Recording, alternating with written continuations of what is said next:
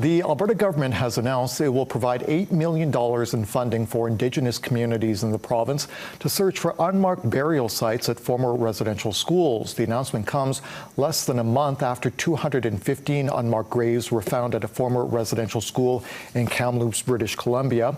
Global's Tom Vernon joins us live this afternoon. So Tom, what are some of the details released today?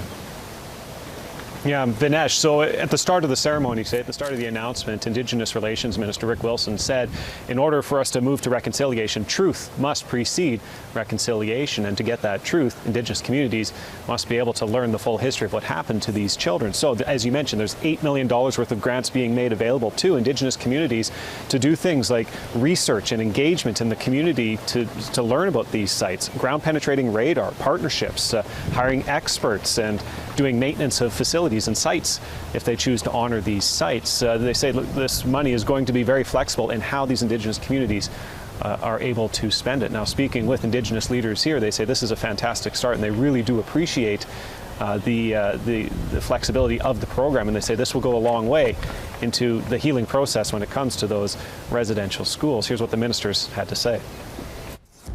In this country, we've skirted the truth.